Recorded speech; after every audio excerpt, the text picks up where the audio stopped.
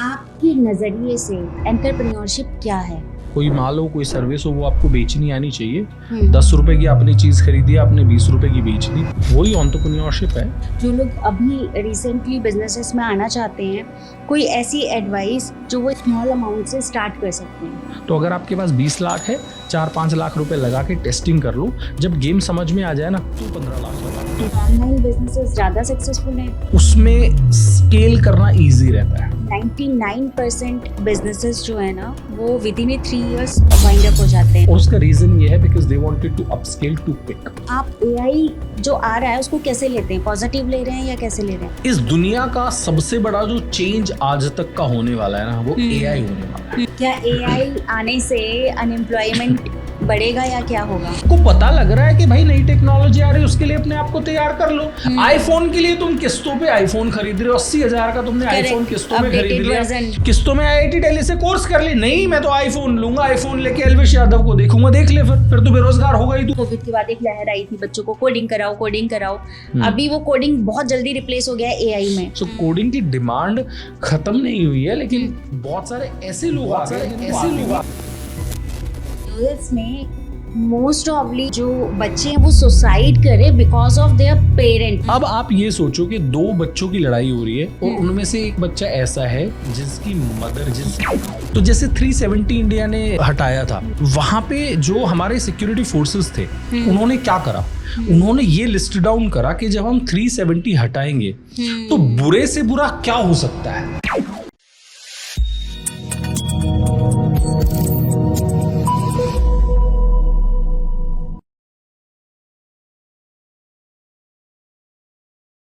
नमस्ते everyone, welcome to Soch matters. क्या आप एक एंटरप्रेन्योर बनना चाहते हैं या फिर अपना कोई बिजनेस ओपन करना चाहते हैं या फिर कंटेंट क्रिएशन के फील्ड में जाना चाहते हैं तो इस एपिसोड को एंड तक जरूर देखिएगा। We are very excited to welcome a true entrepreneur and business coach and founder of clothing brand Qurbat. तो चलिए स्वागत करते हैं मिस्टर राहुल शर्मा जी का, only on Soch matters with me Poonam Rawat. So you most welcome to Soch matters. Thank you ma'am, it's my pleasure and I am sure जो लोग इस podcast को देखेंगे उनको कुछ नई चीज़ें सीखने को मिलेगी। तो जो लोग अभी जिन्होंने स्टार्ट किया है पॉडकास्ट देखना, आई कॉन्ग्रेचुलेट यू कि आप लोग बिजनेस से रिलेटेड पॉडकास्ट देख रहे हैं जिसमें आपको सीखने को मिलेगा, क्योंकि इंटरनेट पे ना बहुत सारी चीज़ें हैं। यूथ कुछ भी देख सकता है, लेकिन ये पॉडकास्ट देख रहे हैं इसका मतलब ये अपनी लाइफ को बेटर बनाना चाहते हैं। तो 1 घंटे 1.5 घंटे जितना भी पॉडकास्ट हो पूरा देखना और लास्ट में मेरे को बता के जाना क्या क्या सीखने को मिला है। बिल्कुल। आज सर हमने बुलाया ही आपको इसलिए है बिकॉज एक माइंड में क्वेश्चन है कि आजकल आप देखेंगे एंटरप्रेन्योरशिप की काफी लहर दौड़ पड़ी है। जब से शार्क टैंक आया तो शायद ये वर्ड लोगों को क्लियर हो गया है ना? तो ये शुरू होने से पहले तो मैं आपके बारे में जानना चाहूंगी कि कैसे आपने अपनी जर्नी स्टार्ट करी। बहुत अच्छी और बहुत लॉन्ग जर्नी है आपकी, तो हम पहले उसके बारे में जानना चाहेंगे। बहुत लॉन्ग तो नहीं है, अभी तो छोटी है। सो 1-2 हाइलाइट्स अपनी लाइफ के बता देता हूँ। बाकी तो मैं ये चाहूँगा कि ज़्यादा हम उन टॉपिक्स के बारे में बात करें जिससे युवा सीख पाएगा। लेकिन 1-2 हाइलाइट्स मेरी लाइफ के ये हैं कि आई एम अहमदाबाद में एल्यूमिनाई हूँ। मेरा क्लोथिंग ब्रांड है। So we have chain of retail stores, हमारे 11 स्टोर्स हैं दिल्ली, गुड़गांव, गाजियाबाद एंड लुधियाना में। My brand name is Qurbat. तो वो मेरा बिजनेस है। उसके अलावा मैं कंटेंट डेवलपमेंट करता हूँ। तो 1.5 साल पहले लगा लोगों को सिखाना चाहिए कि कैसे आप बिजनेसेस कर सकते हैं, क्योंकि मोस्टली जो लोग कंटेंट बना रहे थे सोशल मीडिया पे वो ऐसे लोग थे जिनका कोई खुद का बिजनेस नहीं है, तो वो लोग सही गाइडेंस नहीं दे पा रहे थे। तो मुझे वो गैप दिखा, इसलिए मैंने कंटेंट बनाना शुरू करा। तो साल भर में करीब 1.3 मिलियन फॉलोअर्स इंस्टाग्राम पे हो गए और अच्छा एक फॉलोइंग हो गया और मजा आ रहा है वो करके। पॉडकास्ट करना भी शुरू किया and they are also doing well. तो this is about my life. और आज लेट्स सी हम कितनी वैल्यू एड लोगों की लाइफ में कर सकते हैं in this next 1 hour. Very good. And मैं सबसे पहले तो अपने व्यूअर्स के लिए ये जानना चाहती हूँ कि जो हमारे व्यूअर्स हैं जो स्टार्ट कर रहे हैं, अपने स्मॉल बिजनेसेस स्टार्ट करना चाहते हैं या जो अभी एक एंटरप्रेन्योरशिप की जर्नी में हैं, हम उसको लेके थोड़ा सा बात करते हैं। आपके नज़रिए से एंटरप्रेन्योरशिप क्या है?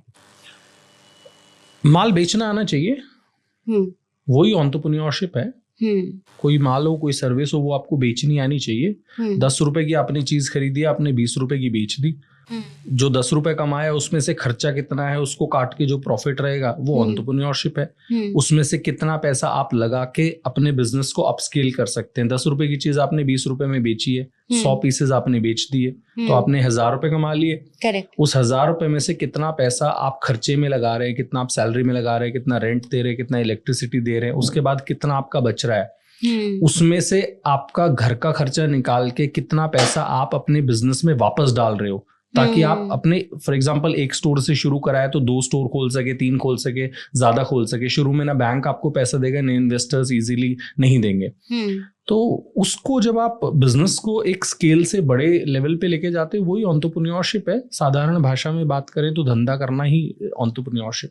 करेक्ट। अभी लोगों को ना बहुत ज़्यादा कंफ्यूजन है। जब से 3 इडियट आई है ना, तो लोगों को लगता है एक्सपर्टीज के ऊपर जाना चाहिए, है ना। अब क्वेश्चन ये है कि हम चूज़ क्या करें, मतलब कौन सा बिजनेस चूज़ करें। तो हम इसको थोड़ा सा ब्रेक डाउन करते हैं। आप मुझे थोड़ा सा गाइड कीजिएगा कि स्मॉल बिजनेसेस, जो लोग अभी रिसेंटली बिजनेसेस में आना चाहते हैं, कोई ऐसी एडवाइस जो वो स्मॉल अमाउंट से स्टार्ट कर सकते हैं। देखिए, कोई भी जो बिजनेस है, मैं बहुत एक्सपेंसिव चीज़ों को फिलहाल के लिए, या जो बहुत बड़े प्रोजेक्ट्स हैं उनके लिए, उनको फिलहाल के लिए छोड़ देता हूँ। लेट्स से ऑक्सीजन प्लांट बनाना अभी नहीं हम बात कर रहे हैं। हम कोई बड़ी फैक्ट्री बनाने की बात नहीं कर रहे हैं। हम लेट्स से बात कर रहे हैं कि किसी को एक बिजनेस स्टार्ट करना है, सोशल मीडिया एजेंसी स्टार्ट करनी है, किसी को अपना केमिस्ट शॉप ओपन करना है जिसकी प्रोबेबली चेन ऑफ स्टोर्स कल को वो बना सकता है, या किसी को अपने रिटेल आउटलेट्स ओपन करने हैं, फुटवेयर का ब्रांड बनाना है, गारमेंट का ब्रांड बनाना है। मोटा मोटा क्या है कि अभी लोग इंस्पायर होते हैं कि मेरे को लिवाइस बनाना है अपना। लिवाइस तुम बना लोगे, लेकिन लिवाइस बनाने से पहले ना आपको एक छोटा सा प्रोटोटाइप बनाना पड़ेगा, छोटी एक दुकान बनानी पड़ेगी, ठीक है। और वहां से आपको देखना पड़ेगा कि मेरे एरिया में कस्टमर की क्या डिमांड है, कितना पैसा कस्टमर खर्च करना चाहता है। शुरू में लिवाइस नहीं बनेगा। तो किसी भी मार्केट में, किसी भी मॉल में, किसी भी जगह पे, ऑनलाइन में भी आप एक छोटा सा स्टोर डाल के और ट्राई करने की कोशिश करो। भाई, मैंने अपने एरिया में फॉर एग्जांपल जीन्स का स्टोर ओपन कर दिया। हो सकता है उस एरिया में जीन्स की डिमांड ना हो। उस एरिया में फॉर एग्जांपल हो सकता है टी शर्ट्स की डिमांड सिर्फ ज्यादा हो, या हो सकता है साड़ीज की डिमांड, लेडीज उस एरिया में ज्यादा रहते हो, साड़ीज की डिमांड ज्यादा हो। ये चेंजेस आप तब कर सकते हो जब आपका बिजनेस छोटा है। बड़े लेवल का जब आप बिजनेस करते हो तो आप चेंज नहीं कर सकते, ठीक है। ये मैंने बहुत ही ट्रेडिशनल बिजनेसेस के नाम लिए हैं ताकि लोग इजीली कनेक्ट कर पाए जो दुकानें उनके आसपास हैं। Otherwise I could have taken names of various other businesses, right. छोटी सी चीज शुरू करो, उसमें चेंज करना बहुत इजी रहता है। आपका इन्वेस्टमेंट कम लगा रहता है, फटाफट आप चेंज कर सकते हो। लेकिन अगर आप शुरू में ही सोचोगे कि मेरे पास 50 लाख रुपए एक ही बार में लगा दूं, वहां अगर आप फेल होगे ना, दोबारा शुरू नहीं कर पाओगे। तो अगर आपके पास 20 लाख है, 4-5 लाख रुपए लगा के टेस्टिंग कर लो। जब गेम समझ में आ जाए ना, तो 15 लाख लगा देना। करेक्ट। अभी जैसे आप बात कर रहे थे कि मतलब साड़ी का बिजनेस है, या वहाँ देखना पड़ेगा कि वहाँ पे लेडीज कितनी है या जेंट्स कितने हैं ना, कौन सा बिजनेस वहाँ पे रन हो सकता है। तो मुझे ये समझ में आया कि क्या वहाँ पे मतलब हमें एक मार्केटिंग स्ट्रेटेजी भी प्लान करनी पड़ेगी। एक एग्जाम्पल के साथ समझाता हूँ, और ऐसा एग्जाम्पल के साथ समझाता हूँ जो सबने सुना होगा। आपने वो एक फीमेल का देखा होगा, you are looking like a wow. Yes, हम सबने देखा था।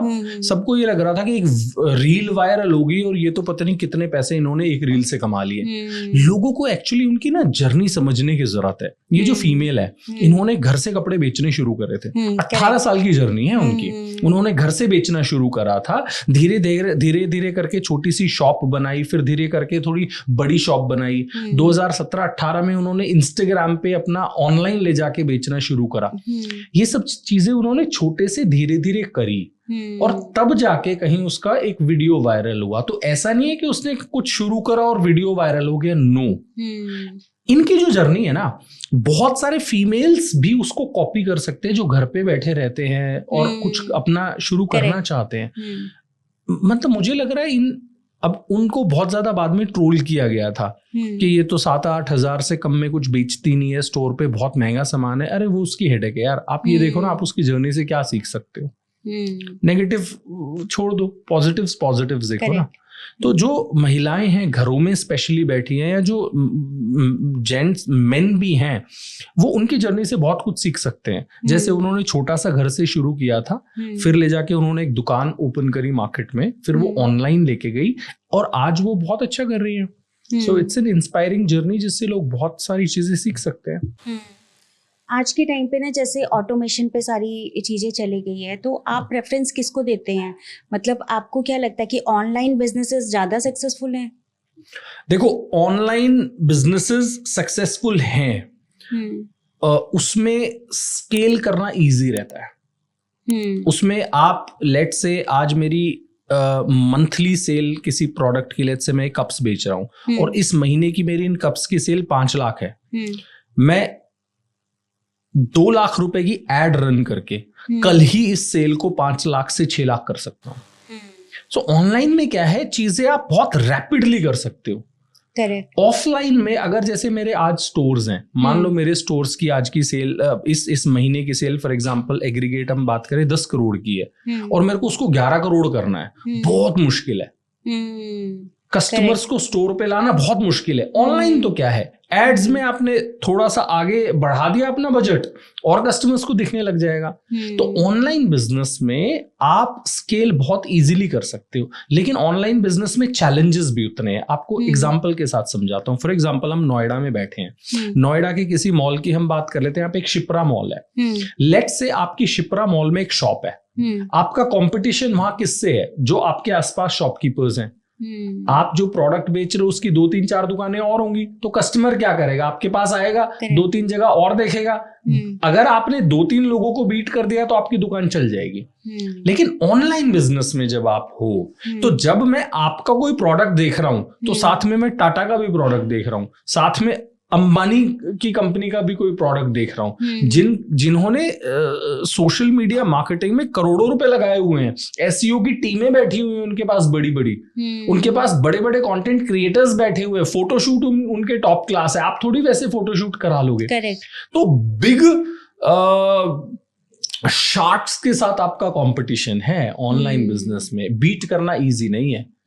ऑफलाइन बिजनेस में अगर आप थोड़ी सी स्मार्टनेस दिखाते हो तो आप बीट कर सकते हो, क्योंकि यहाँ पे अगर शिप्रा मॉल में कोई स्टोर चल भी रहा है, किसी लेट्स से टाटा का स्टोर चल रहा है, तो वहां पे मोस्टली उस स्टोर को स्टोर मैनेजर ही मैनेज कर रहा है। स्टोर मैनेजर से थोड़े स्मार्ट आप हो तो अच्छा कर लोगे, वो बात अलग है कि उनकी मार्केटिंग स्ट्रैटेजीज जो है वो पीछे बैकएंड में काम हो रहा है, लेकिन मेन उनकी टीम यहाँ पे है। लेकिन सोशल डिजिटल में क्या रहता है, उसको मैनेज ही उनके हेड ऑफिस से करा जा रहा है। Correct. और सब चीजें वो टॉप क्लास करने की कोशिश करते हैं। तो अगर आपको टाटा को बीट करना है तो आपने भी चीजें टॉप क्लास करनी रहेगी। अब टॉप क्लास करने के लिए फोटोशूट भी टॉप क्लास होना चाहिए, एसईओ टीम भी टॉप क्लास होनी चाहिए, कंटेंट टीम भी टॉप क्लास होनी चाहिए, आपका ऑर्डर प्रोसेसिंग यूनिट भी टॉप क्लास होना चाहिए, आपकी कस्टमर सर्विस भी टॉप क्लास होनी चाहिए, आपके रिटर्न्स एंड एक्सचेंज का प्रोसेस भी टॉप क्लास होना चाहिए। सब कुछ टॉप क्लास करना पड़ेगा। करेक्ट। कर सकते हो तो कर लो, लेकिन ज्यादातर लोग छोटे स्केल पे ये नहीं कर पाते, इसलिए ऑनलाइन बिजनेसेस ज्यादा क्लोज होते हैं। ऑफलाइन बिजनेसेस फिर भी सरवाइव करना इजी रहता है। कहीं ना कहीं टाइम्स ऑफ इंडिया में काफ़ी टाइम पहले मैंने ये पढ़ा था कि 99% बिजनेसेस जो है ना वो within 3 years wind up हो जाते हैं। उसका क्या कारण है? यहाँ पे मैं बिजनेसेस को और स्टार्टअप को थोड़ा अलग अलग करूंगा। बिजनेसेस क्या होते हैं? जो कोई भी आदमी एक दुकान ओपन करता है, ऑफिस ओपन करता है, अपने काम धंधे को चलाना चाहता है कि उसका घर चलता रहे, उसका रोजगार चलता रहे, उसको हम बिजनेस कहते हैं। ये जो भी आप दुकानें मार्केट में देखते हो ये सब बिजनेसेस हैं। स्टार्टअप क्या होता है? स्टार्टअप होता है जिसमें आप कोई ऐसी टेक्नोलॉजी इन्वेंट करते हैं या कोई ऐसा आप एक इकोसिस्टम बनाते हैं जो लोगों की लाइफ को बेहतर बना सके या मार्केट को डिसरप्ट कर सके। फॉर एग्जाम्पल रेस्टोरेंट्स पहले भी चल रहे थे, वो बिजनेसेस थे। दीपेंद्र गोयल ने क्या करा, एक ऐसी ऐप बना दी कि ये सारे जो रेस्टोरेंट्स थे उस ऐप पे आ गए और अब लोगों को फोन करके नहीं बोलना पड़ रहा कि भाई मेरे यहाँ दाल मखनी भिजवा दो, मेरे यहाँ मटर पनीर भिजवा दो, टक टक टक सेलेक्ट, खुद ही 30 मिनट्स में आपके यहाँ आ गया। अब उसको वो 10 मिनट्स कर रहे हैं। तो लोगों की लाइफ को बहुत ईजी कर दिया, ठीक है, ऑल ओवर इंडिया कर दिया। रेस्टोरेंट्स में उतना जल्दी आप नहीं ट्रांसफॉर्मेशन कर सकते हैं। अब उसको 10 मिनट्स करने की कोशिश कर रहे हैं। तो जब 10 मिनट्स करने की कोशिश कर रहे हैं तो क्या हो रहा है, मार्केट डिसरप्ट हो रहा है। जो दूसरी दुकानें चल रही थी उनको क्लोज करनी पड़ेंगी शायद अपनी दुकानें। इतना बड़ा ट्रांसफॉर्मेशन ये लेके आए। तो ये हो गया स्टार्टअप। अब आपका क्वेश्चन था कि ये जो स्टार्टअप्स रहते हैं, करेक्ट डेटा ये है कि 90% जो स्टार्टअप्स है वो फर्स्ट 5 इयर्स में क्लोज हो जाते हैं। अब वो 5 इयर्स में क्लोज क्यों हो रहे हैं वो आपको समझा देता हूं। आप डेटा पढ़ोगे तो आपको पता लगेगा कि 73% जो बिजनेसेस है ना वो फर्स्ट 5 इयर्स में बंद हो जाते हैं। और उसका रीजन ये है because they wanted to upscale too quick. 1 साल में ही 2 साल में ही बड़े काम धंधे बनाने हैं, टाइम नहीं देना है। तो उससे क्या, उसके लिए होता क्या है, इन्वेस्टर से पैसा लिया, किसी से 10 करोड़ ले लिया, किसी से 20 करोड़ ले लिया। जब आप अपने पैसे से बिजनेस रन कर रहे थे ना तो आप प्रॉफिट बनाना चाह रहे थे। लेकिन जैसे ही आप इन्वेस्टर का पैसा लेते हैं आपको प्रॉफिट से मतलब नहीं है, उनको रेवेन्यू से मतलब है। तुम्हारा प्रॉफिट आ रहा है नहीं आ रहा उनको मतलब नहीं है, तुम्हारा कस्टमर हैप्पी है कि नहीं है उनको मतलब नहीं है, एम्प्लॉय सेटिस्फैक्शन है कि नहीं उनको मतलब नहीं है, उनको सिर्फ रेवेन्यू चाहिए। तो जब आप उस रेवेन्यू की दौड़ में भागने लग जाते हो आप प्रॉफिट की तरफ देखते नहीं हो। तो कैश बर्न करते रहो। जब तक कैश बर्न करने के लिए है आपका धंधा चलता रहेगा। जिस दिन कैश बर्न करना बंद कर दिया आपका धंधा डूब जाएगा। वो स्टार्टअप्स के साथ हो रहा है। बट यहाँ पे ना सर मेरे माइंड में एक ये भी आ रहा है कि जो स्टार्टअप स्टार्ट करते हैं ना समटाइम वहाँ कैलकुलेशन का भी बहुत बड़ा इफेक्ट होता है कि वो जो कैलकुलेशन करते हैं कि हम इतना पैसा लगा के ये अर्न कर लेंगे, कहीं ना कहीं ये भी होता है कि जब वो विद इन ईयर्स आगे बढ़ते हैं तो सेकेंड ईयर में उनको पता चलता है कि नहीं ये तो कुछ और हो रहा है, फिर थर्ड ईयर में पता चलता है कि नहीं अब नहीं हो पाएगा। तो यहाँ पे जो हमारे व्यूवर्स हैं आप उनको एडवाइस दीजिए कि उनको किस बात का ध्यान रखना चाहिए। देखिए जब आप कोई भी स्टार्टअप शुरू करते हैं कोशिश करें एनुअल ऑपरेटिंग प्लान बनाने की। बहुत बजट स्पेसिफिक मतलब उनको एनुअल ऑपरेटिंग प्लान आप बनाएं। उस एनुअल ऑपरेटिंग प्लान में आप अपने एस्टिमेट्स डालें, अपने P&L बनाएं, फॉरकास्ट बनाएं कि भाई 10 लाख का अगर मेरा धंधा होगा 10 लाख में से मेरे कॉग्स कितने होंगे। फिर कॉग्स होता है कॉस्ट ऑफ गुड्स सोल्ड। तो 10 लाख में से आपका 4 लाख का माल बिका, 6 लाख का आपका प्रॉफिट है, कितना आपका रेंट है, कितना आपका इलेक्ट्रिसिटी बिल एस्टिमेटेड आएगा, कितना आपका मेंटेनेंस आएगा, कितने आपके स्टाफ की सैलरीज रहेंगी। इसका आप एक एनुअल ऑपरेटिंग प्लान बनाएं। और जब वो एनुअल ऑपरेटिंग प्लान आपका ग्रीन में दिखता है तभी आप कोई स्टार्टअप या बिजनेस शुरू करें। अभी लोग एनुअल ऑपरेटिंग प्लान नहीं बनाते हैं, P&L का फॉरकास्ट ही बनाते हैं। तो जब आप वो फॉरकास्ट नहीं बना रहे हो तो आपको कैसे पता चलेगा कि कौन कौन से आपके खर्चे होने वाले हैं। Very true. तो जब आप चीजों को एक्सेल पे लाएंगे और चीजों को लिस्ट डाउन करना शुरू करेंगे, 3 लोगों के साथ बैठे, ठीक है, उनके साथ ब्रेनस्टॉर्म करें और क्या क्या खर्चा हो सकता है यार। फॉर एग्जांपल लेट्स से आप पॉडकास्ट इंडस्ट्री में लेट्स से एक पॉडकास्ट का सेटअप आप बनाना चाहते हैं, इसको एज अ बिजनेस आप करना चाहते हैं, तो आप किसी से 2 लोगों से और बिठा लें जिनको थोड़ी बहुत इस चीज की नॉलेज हो। हाँ भाई बता क्या क्या खर्चे होने वाले हैं। वो कहेगा भाई माइक खरीदना रहेगा, भाई लाइट खरीदनी रहेगी, भाई टेबल्स खरीदने पड़ेंगे, ठीक है, ये सारी चीजें आपने लिस्ट कर ली। फिर कोई एक और कहेगा यार तुम्हारे पास जो गेस्ट आएगा वो कॉफी भी तो पिएगा, हाँ यार उसके खर्चे डालो। अरे तो तुम्हारा जो गेस्ट आएगा अगर तुम्हें उसको कुछ गुडीज या गिफ्ट्स देने हुए उसका खर्चा, हाँ यार उसका और खर्चा डालो।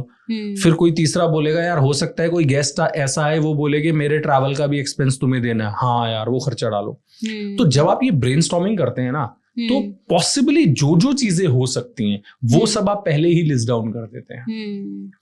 और जब वो चीजें आप लिस्ट डाउन करते हैं तो गैप्स नहीं रहते हैं। ये चीजें अगर आप फॉर एग्जांपल जो हम एक एग्जांपल लें तो जो बड़े ऑपरेशंस होते हैं, लेट्स से हम बात कर लेते हैं जैसे इंडिया में 370 हटाया था गवर्नमेंट ने। वैसे थोड़ा सा पॉलिटिकल इशू है, उस पर मैं पता नहीं बात करनी चाहिए कि नहीं चाहिए, लेकिन पॉलिटिकल पार्टीज के नाम लिए बिना बताऊंगा। तो जैसे 370 इंडिया ने हटाया था, तो वहां पे जो हमारे सिक्योरिटी फोर्सेस थे उन्होंने क्या करा, उन्होंने ये लिस्ट डाउन करा कि जब हम 370 हटाएंगे तो बुरे से बुरा क्या हो सकता है।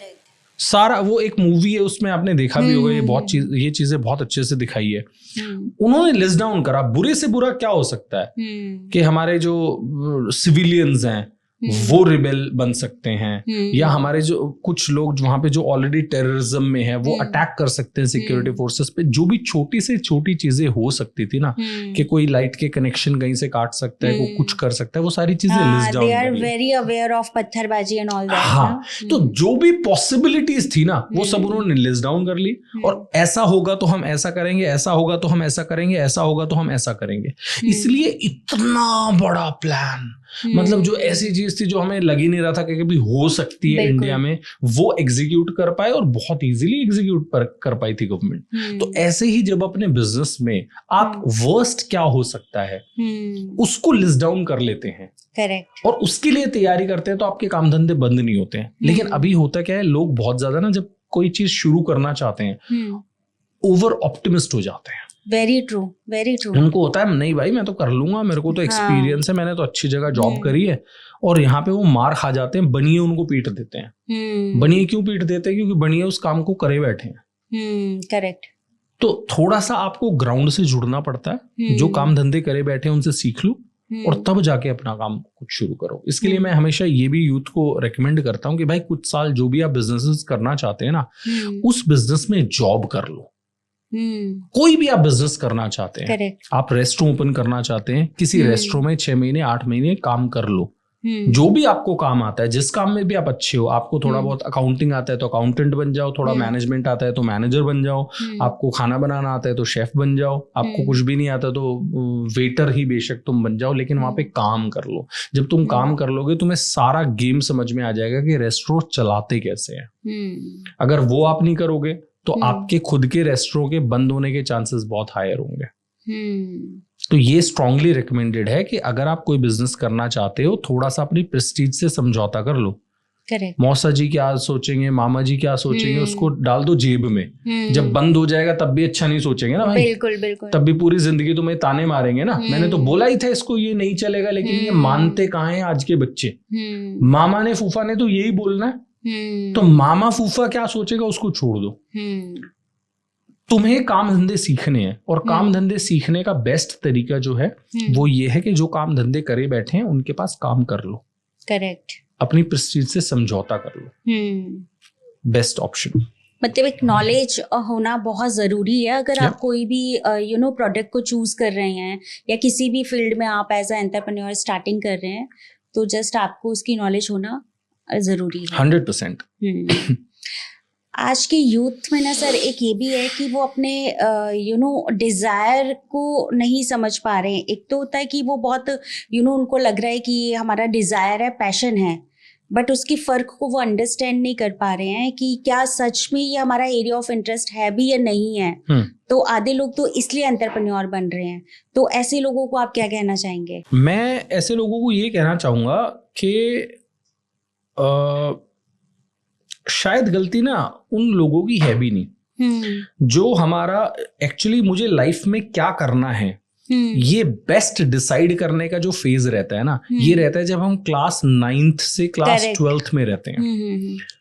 तो क्लास 9th से क्या होता है, आपके सब्जेक्ट्स डिस्ट्रीब्यूट होने शुरू हो जाते हैं। जो साइंस रहता है वो फिजिक्स, केमिस्ट्री, बायोलॉजी में कन्वर्ट ब्रेक होना शुरू हो जाता है। आप वहाँ पे देख पाते हैं कि मेरे कौन कौन से सब्जेक्ट्स में क्या क्या नंबर है। बहुत छोटे होते हैं तब तो आप इन चीज़ों पे फोकस नहीं करते। सो लेट्स से आप क्लास 9th में हैं, क्लास 10th में हैं, और आप ये देख रहे हैं कि आपके फिजिक्स और मैथ्स में बहुत अच्छे नंबर आते हैं, तो आप ये सोच सकते हैं कि ऐसी कौन सी चीजें हैं जिसमें फिजिक्स और मैथ्स की ज्यादा एप्लीकेशंस हैं। फॉर एग्जांपल एरोनॉटिकल इंजीनियर वो लोग बन सकते हैं जिनके फिजिक्स में अच्छे मार्क्स आते हैं, राइट। किसी के बायोलॉजी में अच्छे मार्क्स आते हैं तो उसको फिर मेडिकल लाइन की तरफ जाना चाहिए, राइट। अभी जो 12th खत्म होते ही इंडियन पेरेंट्स पूछते हैं कि शर्मा जी बताओ ना बच्चे को क्या कराएं, तो डैमेज हो चुका है। करेक्ट। अगर आपके बच्चे ने 12th कर लिया है, और अब आप शर्मा जी से पूछ रहे हो कि शर्मा जी बताओ क्या करवाएं, शर्मा जी आपको नहीं बता सकते। सबसे बड़ी गलती जो इंडियन पेरेंट्स करते हैं, मैं वैसे टॉपिक से थोड़ा सा डिविएट हो रहा हूं लेकिन टॉपिक पे मैं आऊंगा। सबसे बड़ी जो गलती पेरेंट्स करते हैं, 12th कर लिया बच्चे ने, अब जाके लोगों से पूछते हैं शर्मा जी बताओ आप तो पढ़े लिखे हो, हमारे बच्चे क्या कर सकते हैं। भाई शर्मा जी आपके बच्चे को गाइड करने के पोजीशन में ही नहीं है। क्यों नहीं है मैं बता देता हूँ। आपके बच्चे के 9th क्लास में कौन से सब्जेक्ट के कितने मार्क्स आए थे, 10th में कौन से सब्जेक्ट के कितने मार्क्स आए थे, 11th में कितने आए थे, वो शर्मा जी को नहीं पता है। आपका बच्चा वॉलीबॉल अच्छा खेलता है या टेनिस अच्छा खेलता है, वो शर्मा जी को नहीं पता है। आपका बच्चा जो है वो कितना एक्टिव रहता है ड्यूरिंग द डे, रात को कितने बजे सोता है, उसकी रीडिंग हैबिट्स कैसी है, ये शर्मा जी को नहीं पता है। करियर चॉइसेस करने के लिए तो ये सब कुछ पता होना चाहिए ना। तो करियर डिसाइड करने का जो बेस्ट पर्सन है ना, जो डिसाइड कर सकता है, वो खुद स्टूडेंट कर सकता है विद गाइडेंस फ्रॉम पेरेंट्स। अगर शर्मा जी से डिसाइड करवाना चाहते हो ना, तो हर हफ्ते आपको शर्मा जी को 4 साल तक उस बच्चे से मिलवाना पड़ेगा, ताकि शर्मा जी उस बच्चे को बहुत अच्छे से जानते हो। 12th के बाद शर्मा जी के पास आ रहे हो और वर्मा जी के पास जा रहे हो, अरे वर्मा जी तो पढ़े लिखे बता देंगे। पढ़े लिखे से नहीं होता है। छोटी छोटी चीजें पता लगती है, तब पता लगता है कि ये बच्चा क्या करेगा आगे। अब मुझसे बहुत सारे लोग पूछते हैं कि यार कोई बिजनेस बताओ जो बढ़िया से चले। ऐसे नहीं बिजनेस होता है। आपके लिए कौन सा बिजनेस अच्छा है? आपने मान लो इलेक्ट्रिकल इंजीनियरिंग करी हुई है, और मैं आपको बोलूं कि मेडिकल स्टोर खोल लो, अच्छा चलेगा? मतलब कोई तुक है? कोई तुक नहीं है। आपका एजुकेशनल बैकग्राउंड क्या है, आपका एरिया ऑफ इंटरेस्ट क्या है, ये सारी चीजों के बेसिस पे डिसाइड होता है कि आपको कौन सा बिजनेस करना चाहिए। तो कभी भी ना किसी से ये मत पूछना। तो जितने भी व्यूअर्स इस वीडियो पॉडकास्ट को देख रहे हैं ना भाई, कभी भी ना किसी से ये मत पूछना कि कौन सा बिजनेस करूं चल जाएगा। बिजनेस आप डिसाइड करोगे कि आप कौन से बिजनेस को कर सकते हो। आपका भाई इंटरेस्ट किताबों में है तो आप किताबों से रिलेटेड कर सकते हो। आपका अगर इंटरेस्ट जो है वो फॉर एग्जांपल स्पोर्ट्स में है, तो आप स्पोर्ट्स से रिलेटेड कर सकते हो। तो आपका इंटरेस्ट तो आप ही जानते हो। So don't ask people. Probably prevailing businesses कौन से हैं ये कोई आंसर कर सकता है, लेकिन आपके लिए कौन सा बिजनेस सही है वो तो आप ही बताओगे। मैं शायद क्वेश्चन से डिविएट कर गया था। नहीं ठीक है, ये भी this is also very important because मैं यही एजुकेशन के ऊपर ही आने वाली थी कि आज के टाइम पे जैसे लाइफ में ना अभी जो बच्चे हैं वो भी they are very dreamer, because वो वैसे वर्ल्ड में नहीं रह रहे जैसे वर्ल्ड में हम रहे हैं, है ना। वो रह रहे हैं फ़ोन की दुनिया में, वो कुछ और देख रहे हैं, तो उनके ड्रीम डिज़ायर भी डिफरेंट है। सबको एंटरप्रेन्योर भी बनना है। यहाँ पे मैं एजुकेशन के ऊपर आना चाहूँगी। क्या गवर्नमेंट को ये स्टेप लेना चाहिए, ऐसा कोई सब्जेक्ट होना चाहिए अभी आज के सिलेबस में? सब्जेक्ट फॉर स्मॉल बिजनेसेस, या मतलब which business you are choosing this kind of area, मतलब बेसिकली गाइडलाइन। एक फ्लॉ इंडियन एजुकेशन सिस्टम जो है उसमें हाईलाइट कर देता हूँ। इंडियन एजुकेशन सिस्टम में एक बड़ा फ्लॉ ये है कि बच्चों को फिजिक्स भी सिखाया जा रहा है, केमिस्ट्री भी सिखाया जा रहा है, मैथ्स भी सिखाया जा रहा है, सब कुछ सिखाया जा रहा है, लेकिन ये नहीं सिखाया जा रहा कि इनके एप्लीकेशंस कहाँ होंगे। आप आज सोशल मीडिया पे वीडियोस देखोगे तो वो बोलेंगे कि मैंने ये पढ़ा था कि महाराणा प्रताप की तलवार का वजन कितना था, अब मैं उसका क्या करूं नॉलेज का। अब देखोगे या बहुत सारे लोग वीडियोस बनाते हैं, कहते हैं साइन थीटा कॉस थीटा मैंने सीखा था, अब कहां लेके जाऊं उसको। लोग ये नहीं समझ रहे कि क्लास 8th 9th 10th तक आपको जनरल चीजें पढ़ाई जाती है, उसके बाद आप स्पेशलाइजेशन में जाते हैं। हाँ। अगर आप इंडियन हिस्ट्री में जाना चाहते हो तो महाराणा प्रताप जो आपको पढ़ाया था वो काम आएगा। आप आर्किटेक्ट बनना चाहते हो, आपको एंगल्स पे प्ले करना पड़ेगा, तो साइन थीटा कॉस थीटा आपके काम आएगा। बिल्कुल। तो लोगों को ये समझना पड़ेगा कि जो भी चीजें 10th तक आपको पढ़ाई जा रही है वो जनरल हैं। अब जो मैं फ्लॉ की बात कर रहा था कि फ्लॉ क्या है, फ्लॉ ये है कि कोई ऐसा सब्जेक्ट नहीं है जहां पे बच्चों को ये सिखाया जा रहा हो कि आप फिजिक्स अगर पढ़ रहे हो तो आपके करियर चॉइसेस ये हैं। अगर आप मैथ्स पढ़ रहे हो तो आपके करियर चॉइसेस क्या हैं, अगर आप केमिस्ट्री पढ़ रहे हो तो आपके करियर चॉइसेस क्या हैं, और आप वो स्टेप्स कैसे ले सकते हो। आप मुझे बता दो, क्लास 12th अभी सीबीएसई का भी उठा के आप देख लो, क्लास 12th तक क्या कोई भी सब्जेक्ट, कोई भी ऐसा इंस्टीट्यूशन है जो बच्चों को 12th से पहले ये समझा रहा हो कि AIEEE जो है, अभी तो JEE मेन और वो हो गया है, क्या उन एंट्रेंस टेस्ट के बारे में कोई सिखा रहा है? क्या यूपीएससी टेस्ट के बारे में कोई सिखा रहा है? क्या कैट के बारे में, जीमैट के बारे में कोई सिखा रहा है? नहीं, स्टूडेंट्स को ये इन्फॉर्मेशन खुद से लेनी पड़ती है। तो भाई एंट्रेंस टेस्ट के बारे में तो सिखाओ, करेक्ट, डिटेल में सिखाओ। तो वो सिखाने की जरूरत है गवर्नमेंट को। ये तो बात होगी सर एंटरप्रेन्योरशिप की और स्मॉल बिजनेसेस की। आई होप हमारे व्यूवर्स को समझ में आया होगा कि पहले उनको लिस्टिंग करनी है, बजटिंग करनी है, उसका एक्सपीरियंस लेना है और सबसे बड़ी बात कि उनका एरिया ऑफ इंटरेस्ट उसमें होना चाहिए, तभी वो कोई एंटरप्रेन्योरशिप में जा सकते हैं, स्मॉल बिजनेसेस में जा सकते हैं, राइट। अभी आते हैं, अभी जो नेक्स्ट मेरा क्वेश्चन है वो है एआई को लेकर, ओके, है ना। अभी एआई क्या है, एआई मैंने देखा है आज के टाइम पे कि 9th क्लासेस में ना एआई सब्जेक्ट दे रहे हैं, मतलब आप चूज कर सकते हैं कि 10th से 9th से आपको एआई में जाना है। तो आप एआई जो आ रहा है उसको कैसे लेते हैं, पॉजिटिव ले रहे हैं या कैसे ले रहे हैं? इस दुनिया का सबसे बड़ा जो चेंज आज तक का होने वाला है ना, वो एआई होने वाला है। कंप्यूटर्स आए थे जब देश में या दुनिया में, इतना बड़ा चेंज नहीं हुआ था जितना आर्टिफिशियल इंटेलिजेंस से होने वाला है। कंप्यूटर के थ्रू जो चेंजेस हुए थे ना, वो धीरे धीरे हुए थे, लेकिन एआई जो है ना वो दुनिया को एकदम से बदलने वाला है। Correct. हमारे आसपास चारों तरफ आर्टिफिशियल इंटेलिजेंस के थ्रू चेंजेस होंगे। आप रेड लाइट की बात कर लो ना, अभी क्या होता है, एक रेड लाइट सेट कर दिया कि 45 सेकंड तक चलती रहेगी, एक रेड लाइट सेट कर दिया कि 60 सेकंड तक चलती रहेगी। क्यों 45 सेकंड तक चलती रहेगी? एक एआई का आप टूल लगा दो, वो देखेगा 40 गाड़ियां खड़ी हुई है, फटाफट से कैलकुलेट करके और उतनी देर के लिए रेड लाइट करेगा। अगर वो देख रहा है कि उस लाइन में गाड़ियां है ही नहीं, तो वो उसको नहीं रेड करेगा, ग्रीन ही चलती रहेगी वो। बहुत सिंपल है, आपको एग्जांपल मैंने दिया है, ठीक है। हम लोग जिम जाते हैं, आर्टिफिशियल इंटेलिजेंस जब अपने अच्छे फॉर्म में आ जाएगा, अभी तो जस्ट स्टार्ट ही हुआ है। आप इमेजिन करो, आप कोई नई जिम ज्वाइन करते हो, पहले दिन जब आप जिम पे जाते हो तो गेट पे एक छोटा सा सेंसर लगा हुआ, वो आपकी पूरी बॉडी को स्कैन करता है। जब वो आपकी बॉडी को स्कैन करता है तो आपके पास एक ऐप है जिसमें वो दिखा देता है कि भाई आपके बाइसेप्स इतने, आपके ट्राइसेप्स इतने, चेस्ट साइज इतना है, थाई साइज इतना है, आपका वेट इतना है।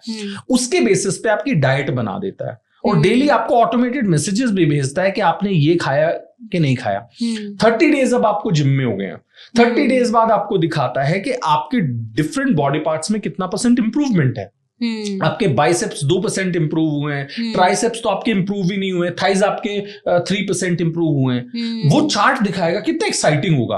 अब आप नेक्स्ट लेवल इमेजिन करो, आपका फॉर एग्जांपल वो एआई टूल ये दिखा रहा है कि Poonam is performing better than Surabhi and Surabhi is performing better than Pooja. आप 3 फीमेल्स का कंपटीशन क्रिएट करवा दिया, क्या आपको उस जिम में जाके मजा नहीं आएगा? करेक्ट। और सिर्फ एक टूल लगाया था जो ऐप के थ्रू आपको वो इंफॉर्मेशन दे रहा है। Isn't this going to be amazing? एक और ये जो मैं टेक्नोलॉजी की बात कर रहा हूँ ना, ये कोई बहुत बड़ी टेक्नोलॉजी नहीं है, एक बॉडी स्कैनर ही लगाना रहेगा and it will be powerful enough to scan your body. ये हमने बात कर ली जिम की। किसी भी सेक्टर का आप उठा के देख लो, स्पोर्ट्स सेक्टर देख लो, या for example let's say medical sector है। हमारी आईज जो है वो हमारी पूरी बॉडी से कनेक्टेड है। तो एक डिवाइस होगा जो आपकी आईज को सिर्फ स्कैन करके फुल बॉडी ब्लड टेस्ट वगैरह कुछ नहीं कराना रहेगा। आप मशीन के सामने बैठे, आपकी आईज को स्कैन करके पता चल जाएगा आपकी बॉडी में कहाँ क्या चल रहा है। This is how powerful these tools are going to be. Correct. पूरी दुनिया ट्रांसफॉर्म होने वाली है। ये तो है पॉजिटिव चीजें। अब जो क्योंकि नेगेटिविटी हमें ज्यादा अट्रैक्ट करती है, तो ज्यादातर लोग आपको ये बोलेंगे कि एआई आने के बाद तो जॉब्स चले जाएंगे। करेक्ट, मेरा नेक्स्ट क्वेश्चन यही था, क्या एआई आने से अनएम्प्लॉयमेंट बढ़ेगा या क्या होगा? एआई आने से अनएम्प्लॉयमेंट 100% बढ़ेगा। लेकिन किनका बढ़ेगा? कौन से लोग होंगे जो अनएम्प्लॉयड हो जाएंगे? जो अपने आप को टाइम के हिसाब से चेंज नहीं करना चाहते हैं। करेक्ट।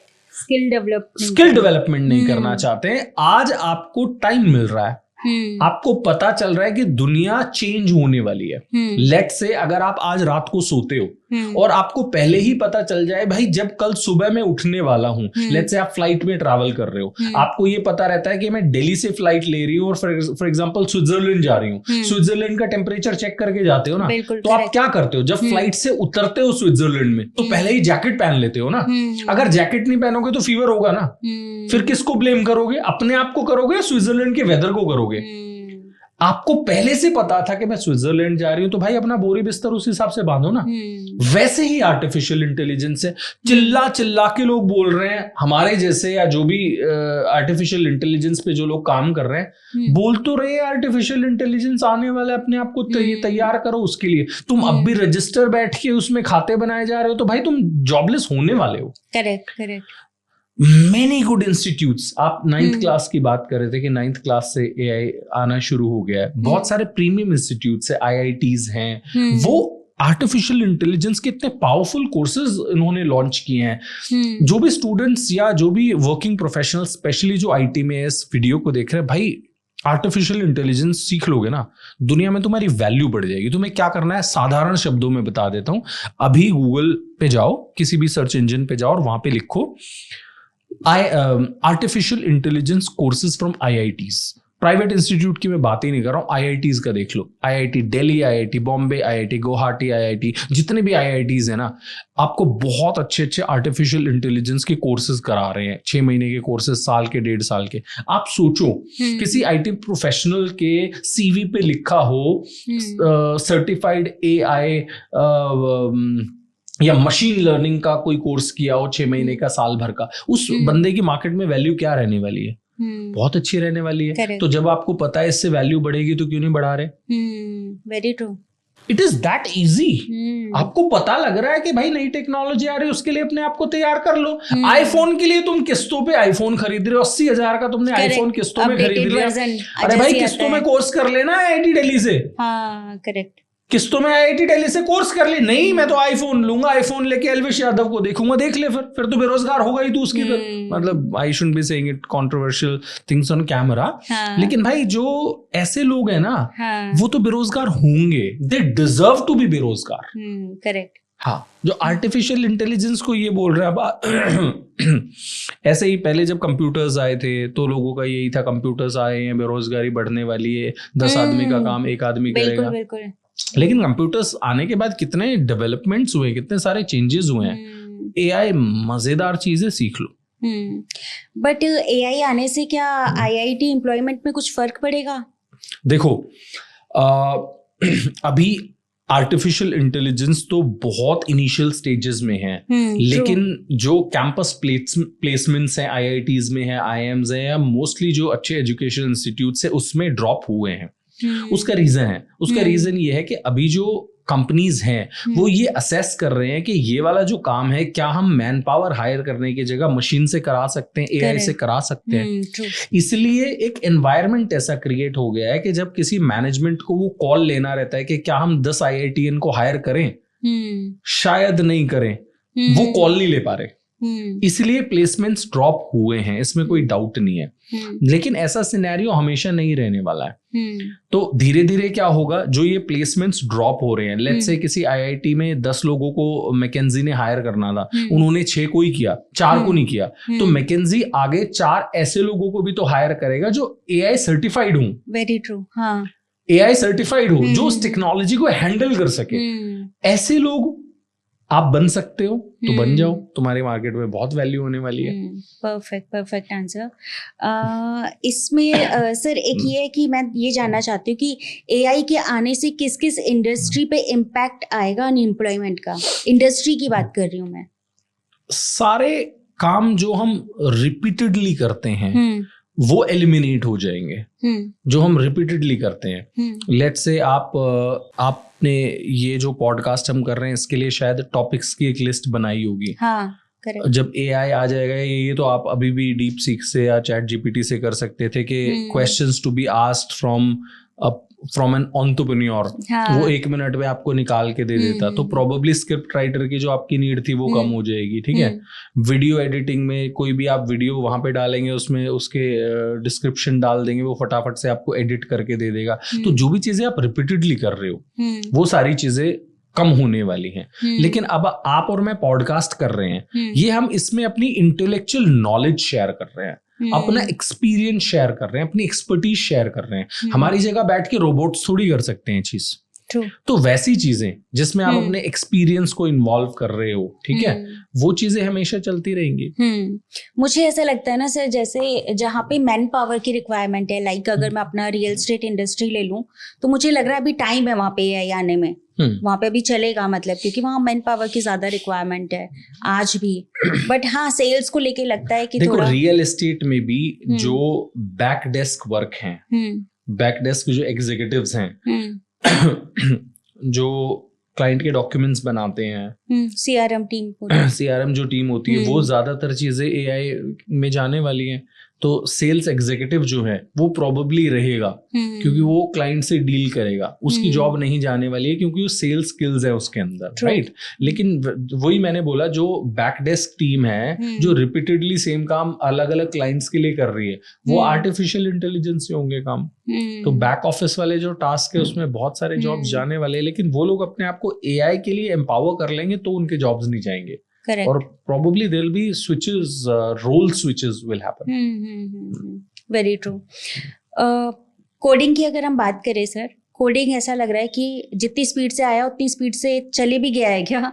मतलब ऐसा मुझे पर्सनली लगता है। एक कोविड के बाद एक लहर आई थी, बच्चों को कोडिंग कराओ। अभी वो कोडिंग बहुत जल्दी रिप्लेस हो गया है AI में। तो क्या आपका भी ऐसे ही सोचना है? कोडिंग रिप्लेस नहीं हुआ है। हुआ क्या था वो बता देता हूँ। और ये जो फेनोमेना है ना, ये हर बार होता है कि किसी चीज की बहुत ज्यादा हाइप आती है। हाँ. हम पॉडकास्ट कर रहे हैं तो मैं पॉडकास्ट का एग्जांपल ले लेता हूँ, ठीक है। वीडियो एडिटर्स, आप इंस्टाग्राम आपने पेज बनाया है, मेरे इंस्टाग्राम पे अगर आज 100 मैसेजेस आते हैं, मुझे DMs आते हैं ना, तो उसमें से 50 वीडियो एडिटर्स के होते हैं। वीडियो एडिटिंग करा लो, मैं ऐसी कर दूंगा, मैं वैसी कर दूंगा। इन 50 में से ना 45 को थर्ड क्लास वीडियो एडिटिंग आती है। तो हुआ क्या, बहुत सारे इन्फ्लुएंसर्स ने बोल दिया वीडियो एडिटिंग आप घर पे बैठ के कर सकते हो, बहुत बढ़िया पैसे कमा सकते हो, लाखों में लोग कमा रहे हैं। वीडियो एडिटिंग स्किल बहुत बढ़िया है, लेकिन इन 50 में से 45 को तो आता ही नहीं है। कोडिंग में भी वैसा ही है। कोडिंग बहुत पावरफुल चीज है, लेकिन सबको लगा कोडिंग कर लेंगे तो पैसे कमा लेंगे, तो वो पैसे कमाने की होड़ में चले गए, उन्होंने कोडिंग सीखी नहीं खुद से ही। तो जो वीडियो एडिटर्स हैं, ये वीडियो एडिट्स तो कर रहे हैं, एडिट करना सीख तो रहे नहीं है। आज आपको क्या लग रहा है, वीडियो एडिटर की मार्केट में डिमांड नहीं है? दुनिया भर की डिमांड है। फिर भी ये 100 रुपए में रीलें एडिट कर रहे हैं। क्यों कर रहे हैं? इनको करनी नहीं आती, इनसे कोई करा ही नहीं रहा है। सो स्किल आप पहले लो, बहुत अच्छे से लो, उस पर प्रैक्टिस करो, अपने आप को स्किल्ड बनाने की कोशिश करो, क्या क्या नई चीजें चल रही है मार्केट में वो करने की कोशिश करो, और तुम्हारी फिर डिमांड खत्म नहीं होगी। लेकिन ऐसा लोग नहीं कर रहे हैं। उनको ये है, मैं तो, मेरे ऊपर वीडियो एडिटर का ठप्पा लग गया। भाई ठप्पा काम नहीं आता, काम आता है। वही कोडिंग में हो रहा है। सो कोडिंग की डिमांड खत्म नहीं हुई है, लेकिन बहुत सारे ऐसे लोग आ गए जिनको आती नहीं है और अपने आप को कोडर बोल देते हैं। करेक्ट। बट AI में भी कहीं ना कहीं कोडिंग की तो जरूरत पड़ेगी। 100% पड़ेगी। कोडिंग की नीड खत्म थोड़ी होगी। Very true. एक क्वेश्चन मेरे मन में ये है कि आज की जो न्यू जनरेशन है, अभी जो बच्चे हैं 11th 12th में, है ना, और जो कॉलेजेस में आने वाले हैं, एक तो हो गया एंटरप्रेन्योरशिप, हम कोई बिजनेस इमेजिन कर रहे हैं। एक ये है कि हम सोशल मीडिया इमेजिन करें, बिकॉज इतने सोशल मीडिया पे भी इतने फेक लोग हैं कि वो अपनी लाइफस्टाइल को इस तरीके से दिखाते हैं कि पीपल आर रियली इन्फ्लुएंसिंग। अभी आप एक बच्चे को, छोटे बच्चे को पूछोगे ना, आपको बड़े हो कि क्या बनना है, वो डॉक्टर नहीं बोलेगा, वो ये नहीं बोलेगा मुझे टीचर बनना है, वो यही बोलेगा कि मुझे इन्फ्लुएंसर बनना है। तो ये जो इन्फ्लुएंसर की लहर चली है, इसको आप कैसे देखते हैं, और इसमें हमें कहाँ करेक्शन की जरूरत है? ह्यूमन नेचर है कि हम चाहते हैं कि हमारा फेस बहुत सारे लोग देखें। ये ह्यूमन नेचर है। हर कोई फेमस होना चाहता है, आज इस पॉडकास्ट से पहले एक और पॉडकास्ट था मेरा, उससे पहले मैं दिल्ली यूनिवर्सिटी एक इवेंट में गया था, Delhi college of arts and commerce. वहां पे उन्होंने 4 गेस्ट्स को बुलाया हुआ था। मैं था, एक साक्षी जैन थी जो सीए हैं, एक और जेंटलमैन थे जो बिजनेस पे कंटेंट बनाते हैं, और एक मैडम थी जो एनजीओज वगैरह चलाती हैं, और मुझे बहुत ज्यादा उनका अवेयरनेस नहीं है कि वो क्या करती हैं। लेकिन हम 4 लोग थे। 4 लोगों में पता है कॉमन क्या था कि हम चारों लोगों को उन्होंने Delhi commerce of arts and college ने सोशल मीडिया के थ्रू रीच आउट किया था। करेक्ट। आपने मुझे कैसे बुलाया है? क्योंकि मैं सोशल मीडिया पे इसलिए बुलाया। इससे पहले जो मेरा पॉडकास्ट था उन्होंने मेरे को कैसे बुलाया? क्योंकि सोशल मीडिया पे कंटेंट बनाता हूं इसलिए बुलाया। बिजनेस तो मैं पहले भी कर रहा था, मेरे को तो किसी ने नहीं बुलाया कि भाई आके लोगों को बिजनेस सिखाओ। ट्रू। 1 साल से 1.25 साल 1.5 साल से मैं कंटेंट बनाने लगा हूं, तब सब मेरे को बुला रहे हैं कि पॉडकास्ट में आके आपको सिखाओ। तो मेरे बिजनेस की वैल्यू नहीं है, मैं उस बिजनेस को लोगों को बता पा रहा हूं कैमरे पे आके, इसकी वैल्यू है। तो फेमस हर कोई होना चाहता है, मुझे नहीं लग रहा ऐसे कोई लोग होंगे जो पॉपुलर नहीं होना चाहते, फेमस नहीं होना चाहते, जिसको फॉलोइंग पसंद नहीं है। लेकिन प्रॉब्लम अब क्या है, वो आपने जैसे क्वेश्चन पूछा वो बता देता हूँ। जब आप एक इन्फ्लुएंसर बनते हैं तो आपके पास एक बहुत बड़ी रिस्पॉन्सिबिलिटी आ जाती है, बहुत बड़ी सोशल रिस्पॉन्सिबिलिटी आ जाती है कि आप लोगों को मैसेज क्या दे रहे हैं। तो अगर लेट्स से मैं तो काम धंधे करे बैठा हूँ, बिजनेस करे बैठा हूँ, तो जो इन्फॉर्मेशन मैं लोगों को दे रहा हूँ वो जेन्युइन है, मैंने ये लाइफ जी है इसलिए मैं दे रहा हूँ। लेकिन अगर मेरा बिजनेस नहीं होता लेकिन फिर भी मैं कंटेंट बना रहा होता, तो अब मैं सही ज्ञान तो लोगों को नहीं दे सकता, तो मैं क्या करता? अभी मेरा विजन ये नहीं है कि मेरा कंटेंट वायरल होना चाहिए, मेरे को कंटेंट क्रिएशन से पैसा नहीं चाहिए। हाँ। मेरे बिजनेस से अच्छा पैसा आ रहा है, मैं तो content creation as a hobby कर रहा हूँ। हाँ, लेकिन अगर मेरा ये मनी मेकिंग मॉडल होता तो मेरे ऊपर प्रेशर होता, भाई मेरी रील वायरल होनी चाहिए। तो रील वायरल करने के लिए लोगों को क्या बोलना पड़ता है? वैसी चीजें बोलनी पड़ती है जो एग्जिस्ट ही नहीं करती दुनिया में, कंट्रोवर्शियल स्टेटमेंट्स बोलने पड़ते हैं, राइट? ये हो रहा है। तो YouTube जो है, आप या इंस्टाग्राम पे आप चले जाओ, खुले आम गालियां दी जा रही है।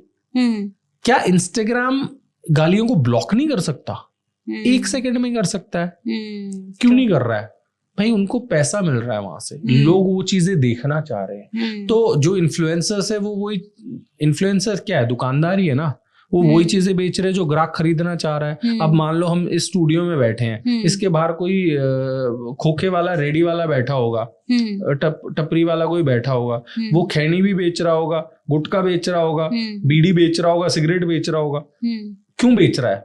लोग खरीदना चाह रहे इसलिए बेच रहा है ना। लोग खरीदना बंद कर देंगे तो वो नहीं बेचेगा। सोशल मीडिया पे लोग खरीदना क्या चाह रहे हैं? बकवासबाजी तो खरीदना चाह रहे हैं लोग, इसलिए इन्फ्लुएंसर्स बकवासबाजियां बेच रहे हैं। ट्रू। दैट्स सो अगर आपको इस प्रॉब्लम को एलिमिनेट करना है तो यूथ को अपना जो फोकस है ना वो इस बकवासबाजी से हटा के और कुछ सीखने में लगाना पड़ेगा, ताकि जो क्रिएटर्स हैं उनके ऊपर प्रेशर हो अच्छा कंटेंट बनाने का। अब कुछ तो इन्फ्लुएंसर्स हैं जो पैसा कमाने के लिए नहीं कर रहे, या जिनका नॉलेज अच्छी दे रहे हैं तो चैनल चल रहे हैं, हमारे अच्छे चल रहे हैं, तो हमारे ऊपर कोई प्रेशर नहीं है गंदा कंटेंट बनाने का। लेकिन जिसका ये बिजनेस है वो तो सोचेगा ना, दुनियादारी जाए भाड़ में, भाई मेरे को तो पैसे बनाने इससे। था ना सर समय रैना और रणबीर अलाहाबादिया का, आप देखेंगे कि वो एक ऐसा एग्जाम्पल है कि उन्होंने ऐसा कंटेंट चूज करा और पब्लिक देख भी रही थी। देखो इसमें मैं रणबीर अलाहाबादिया को थोड़ी सी क्लीन चिट दे दूंगा। मेरा पर्सनल मानना ये है कि जो रणबीर अलाहाबादिया से हुआ है वो एक गलती है। गलती हर एक इंसान करता है। गाली देना रणबीर अलाहाबादिया का बिजनेस मॉडल नहीं है। हाँ, करेक्ट। वो पॉडकास्ट करता है, वो अच्छे पॉडकास्ट भी बहुत सारे उसने किए जिससे लोगों ने उससे काफी सारी चीजें सीखी हैं। तो रणबीर अलाहाबादिया ने जो करा है वो गलती है। अब गलती बड़ी भी हो सकती है, छोटी भी हो सकती है, उसने कैमरे के सामने कोई चीज बोल दी। लेकिन समय रैना जो कर रहा है वो उसका बिजनेस मॉडल है। ट्रू। प्रॉब्लम वहां है, प्रॉब्लम वहां है, उसका वो बिजनेस मॉडल है। तो अब हमारी गवर्नमेंट क्या कह रही है? इस कंट्रोवर्सी से पहले की बात कर लेते हैं। हमारी गवर्नमेंट तो यही कह रही थी कि यूट्यूब पे जाओ, गाली दो और पैसे कमाओ, यही तो बोल रही थी। हमारे जो ब्रॉडकास्टिंग मिनिस्टर है, उन्होंने कब बोला कि यूट्यूब पे आके तुम्हें गाली वाला कंटेंट नहीं अपलोड करना है? ब्लॉक कर देते। बिल्कुल। तो ब्रॉडकास्टिंग अथॉरिटी जो है वो कह रहा है कि आओ गाली दो और मोटे पैसे कमाओ। अब उसने कमा लिए, अब हमारी गवर्नमेंट कह रही है क्यों कमा लिए? तो अगर लेट्स से ओके, समय रैना ने जो करा गलत करा, रणवीर अलाहाबादिया ने जो करा गलत करा, लेकिन अगर एफआईआर करनी है तो ब्रॉडकास्टिंग मिनिस्टर पे पहले ही जानी चाहिए ना कि अगर ये कंटेंट इतना गंदा था तो गया क्यों यूट्यूब पे? आपने क्या कंट्रोल मेजर्स लिए कि इस तरह का कंटेंट जा रहा है? जब तुम अच्छा काम नहीं कर रहे हो तो भाई एफआईआर तो तुम्हारे ऊपर भी होनी चाहिए ना। अब मेरे को ये नहीं पता, मेरा ऐसा बोलने पे मेरे ऊपर एफआईआर ना कर दे। नहीं सर, हमारा तो काफी हेल्दी आपका कंटेंट है। आजकल के जो बच्चे हैं वो जो इन्फ्लुएंस हो रहे हैं, मतलब सोशल मीडिया की ही मैं बात कर रही हूँ, होपफुली अभी कोई गाइडलाइन भी आ सकती है। क्या सोशल मीडिया को या सोशल मीडिया इन्फ्लुएंसर को एज अ करियर वो चूज करें, ये सही है? बिल्कुल कर सकते हैं, 100% कर सकते हैं, लेकिन उसके डायरेक्शंस आपको दे देता हूं। अगर किसी भी यूथ ने सोशल मीडिया को अपना करियर बनाना है तो उसके लिए उसको एजुकेशनल कंटेंट बनाना पड़ेगा। आप लोगों को कुछ भी सिखाएं।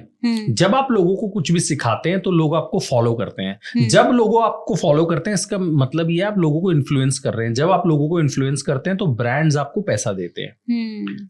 तो अगर आपको सोशल मीडिया अपना करियर बनाना है तो आप किसी भी तरह का एजुकेशनल कंटेंट बनाएं।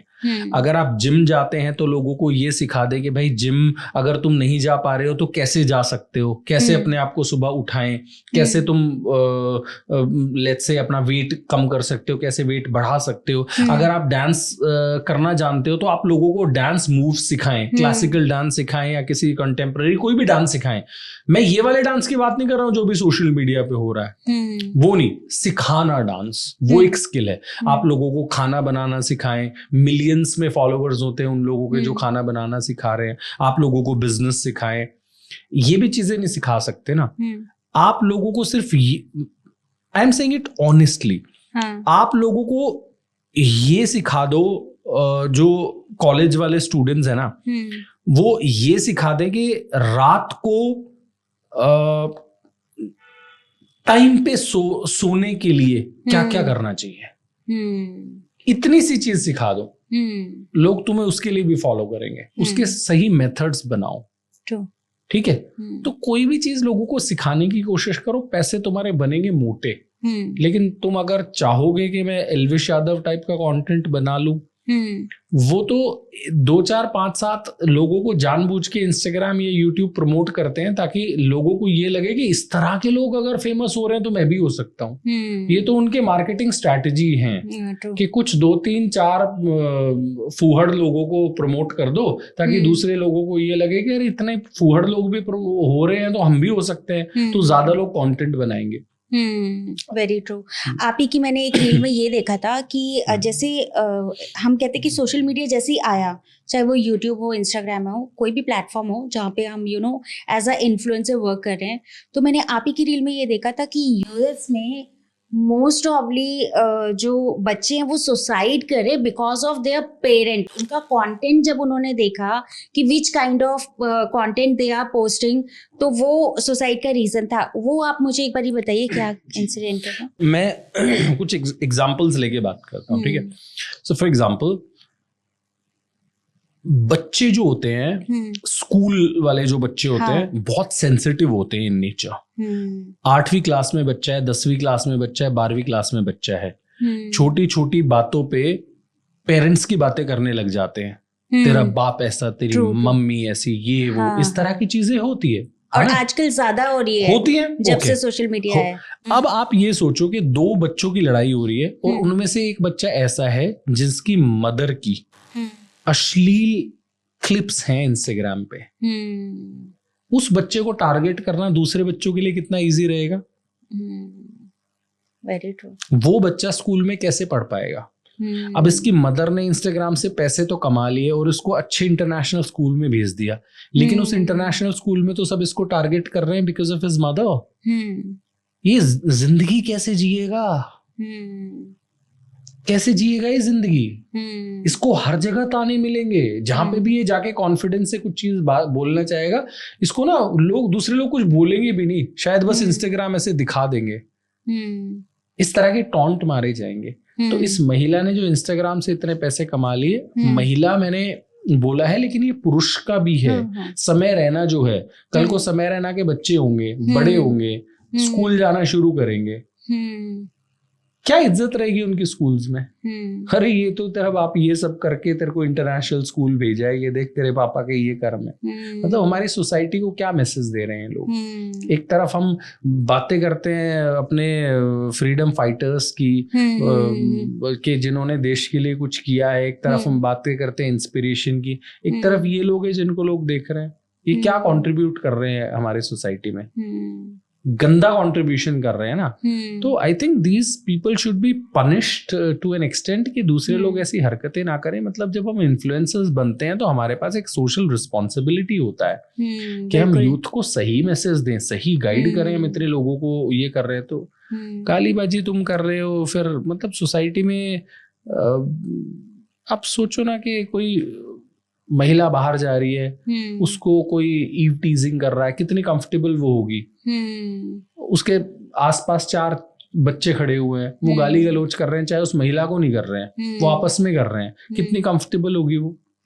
तो ऐसी सोसाइटी हम बनाना चाहते हैं क्या? जो समय रैना जो चीजें कर रहा है, उसकी मदर या उसकी सिस्टर जो उसके वीडियोस देख पाती होंगी, अगर देख पाती होंगी तो फिर उसकी परवरिश कैसी है मेरे को तो पता ही नहीं है। बिल्कुल। सो मेरे हिसाब से तो ये बहुत बड़ा इशू है और this must be taken very seriously by government. ये बात ना सर, जब आपकी रील मैंने देखी थी, मतलब आई एम सीरियसली ना, मुझे इस बात ने बहुत गहराई में डाला था और मेरे को ना मतलब ये लगा कि ये बात, मतलब आपने तो बोल दी फ्लो में, बट ये बात बहुत ज्यादा गहरी है कि हम अपने बच्चों को क्या सिखा रहे हैं। कहीं हम अपने कंटेंट के चक्कर में अपने बच्चों को तो एम्बैरेस नहीं कर रहे, क्योंकि अब ना वो टाइम नहीं रहा कि जब हमारे टाइम पे तो सोशल मीडिया नहीं होता था तो बच्चे भी एक दूसरे के पेरेंट को रिस्पेक्ट करते थे। लेकिन अब जब बच्चा स्कूल जा रहा है ना, ये यहाँ भी हो रहा है, इंडिया में भी हो रहा है कि मतलब बच्चे कहते हैं कि मम्मी प्लीज आप ना ऐसे मत करो, या ऐसी फोटोज मत डाला करो, या प्लीज मेरे साथ तो मत ही डालना, है ना। तो ये चीज, ये बहुत गहरी बात है कि एज अ पेरेंट ये हमारी भी रिस्पॉन्सिबिलिटी है कि हम क्या सर्व कर रहे हैं। कहीं हमारी वजह से मतलब हमारा बच्चा तो नहीं इनसिक्योर हो रहा। तो ये बहुत, मतलब ये मेरे लिए तो बहुत ही बड़ी बात थी, और मुझे लगा कि बहुत बड़ा टॉपिक है। आप इसको गहराई से सोचें तो जो ये बेहुदा कंटेंट जो बना रहे हैं, महिलाएं हो चाहे पुरुष हो सकता है आज उनके दिमाग में ये हो कि हमें बच्चे पैदा ही नहीं करने हैं, लेकिन लेट्स से 4 साल बाद उनको लगे नहीं यार ये तो डिसीजन मेरा गलत था, I should plan a family, और वो बच्चे पैदा करेंगे। फिर कैसे उन बच्चों का जीवन रहेगा? जो आपने कंटेंट सोशल मीडिया पे डाल दिया, आप अपना ही तो पेज डिलीट कर दोगे। बिल्कुल। वो तो पता नहीं कहाँ जा चुका होगा, कौन कौन से पेज पे डल चुका होगा। आपने तो उस पैदा होने से पहले उस बंदे को मार दिया यार। मतलब उसको कितनी हैरेसमेंट होने वाली है लाइफ में, आप सोच भी नहीं सकते ये चीजें। एक सर थोड़ा सा हम आ जाते हैं अभी आप ही के उसमें मैंने सुना था आपकी रील में कि ज़ेप्टो है ना और ब्लिंकिट एक मतलब मैस, आपने बोला था कि मैस सुसाइड का कारण बनने वाले हैं जी। तो ये क्या कारण है, ये आप मुझे बताइए। मैम आज ही सुबह न्यूज़पेपर अगर आप आज ही उठा के टाइम्स ऑफ इंडिया देखेंगे तो आज ही एक बड़ा आर्टिकल उसमें आया हुआ है। शॉपकीपर एसोसिएशंस जो हैं उन्होंने फिर से ये केस फाइल किया है कि ये जो ज़ेप्टो, ब्लिंकिट या स्विगी, इंस्टामार्ट टाइप के जो क्विक डिलीवरी एप्स हैं, ये प्रेडेटरी प्राइसिंग करके और छोटे दुकानदारों को खत्म कर रहे हैं। अब आप समझिए,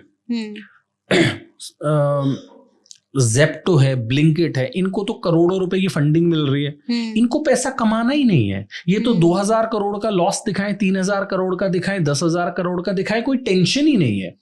लेकिन एक जो दुकानदार किसी गली में दुकान लेके बैठा है, वो तो उस दुकान से अपना परिवार चला रहा है ना। वो तो अपना परिवार चला रहा है। वो सर्फ एक्सेल उसका 60 रुपए का आया और वो 65 रुपए का बेच रहा है, उससे उसका परिवार चल रहा है। जेप्टो तो 60 रुपए का खरीद के सर्फ एक्सेल उसको 58 का भी बेच सकता है। उसका तो पैसा ही नहीं है ना। दुकानदार कैसे 58 का बेच देगा? ये तो साल भर कर लेंगे, 6 महीने नहीं करेंगे, उसमें पैसे कमा लेंगे। दुकानदार को तो हर महीने बच्चे की फीस भरनी है ना भाई।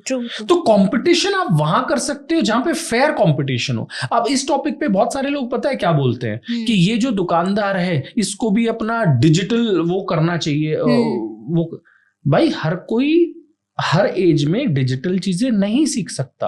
आज मैं किसी स्टूडेंट को ये चीज बोल सकता हूं कि भाई तुम अपने आप को एआई के लिए तैयार करो। मैं कोई 56 साल का जो एक बूढ़ा आदमी किसी दुकान पे 65 साल का बैठा हुआ है, अपने 4 लोगों का परिवार चला रहा है, मैं उसको फोन चलाना सिखाऊंगा, उसको ऐप चलाना सिखाऊंगा? और कौन सिखाएगा उसको जाके 65 साल के आदमी को ऐप? उसके पास फोन तो वो टुनटुना वाला है जिससे बस वो किसी से बात कर लेता है। वो कहां से डिजिटल चीजें सीख लेगा? ऐसे लोग मर जाएंगे। क्या करेंगे ऐसे लोग? बच्चों के लिए एजुकेशन लोन लिया हुआ है उन्होंने, वो पे करना है कि क्या करेंगे वो? तो बहुत सारे चेंजेस आते हैं। कंप्यूटर वाला चेंज जैसे हम डिस्कस कर रहे थे आया था, एआई वाला चेंज आ रहा है। लेकिन जब ये चेंजेस सोसाइटी में आते हैं ना तो आपको रेडी होने का टाइम मिल जाता है। लेकिन जब ये जेप्टो टाइप की चीजें आती है ना, कल ही आपके दुकान के पास खुल जाएगा, परसों आपकी दुकान नहीं चलेगी। These changes are radical in nature.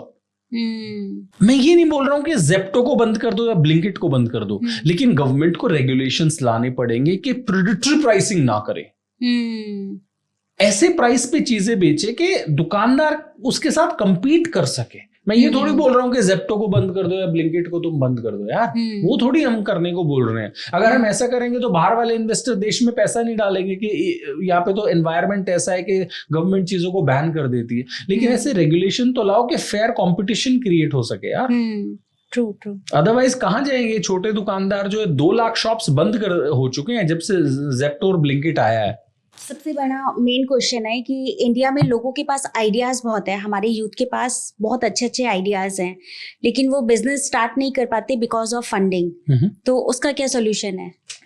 देखो मैं अब आप शार्क टैंक मत बोलिएगा। नहीं मैं बिल्कुल नहीं बोलूंगा। मैं बल्कि ये बोलूंगा कि अगर आपके पास पैसे नहीं है तो बिजनेस मत करो। कुछ प्री रिक्विजिट्स होते हैं किसी भी चीज को करने के। लेट्स से अगर मेरे पास कोई आए और बोले यार मेरे पास MBBS की डिग्री नहीं है लेकिन मैं हॉस्पिटल खोलना चाहता हूँ या मैं किसी पेशेंट को ट्रीट करना चाहता हूँ, तो मैं यही बोलूंगा ना भाई पहले MBBS करना पड़ेगा। इसी तरह से अगर बिजनेस करना है, पैसे नहीं है तो मत करो, बैंक से लोन मत लो। ठीक है, अभी मैं बिजनेसेस की बात कर रहा हूँ, मैं स्टार्टअप्स की बात नहीं कर रहा हूँ। ठीक है, स्टार्टअप्स मतलब कोई टेक्नोलॉजी स्टार्टअप्स जिसमें आपको बहुत बड़ी फंडिंग चाहिए उसकी बात नहीं कर रहा हूँ, नॉर्मल बिजनेसेस की बात कर रहा हूँ। भाई पैसे नहीं है तो बिजनेस मत करो, पहले पैसे इकट्ठे कर लो। अगर तुम्हारे पास लेट्स से तुम्हारी 25 साल की एज है या तुम्हारी 27 साल की एज है और तुम्हारे पास पैसे ही नहीं है, तो पहले तो तुम्हें अपने आप से ये क्वेश्चन पूछना पड़ेगा यार 25-27 साल में, चलो मेरी एजुकेशन तो मान लो 20 साल में कंप्लीट हो गई थी, 5-7 साल में मैंने पैसे कमाए क्यों नहीं सेव करे मैंने?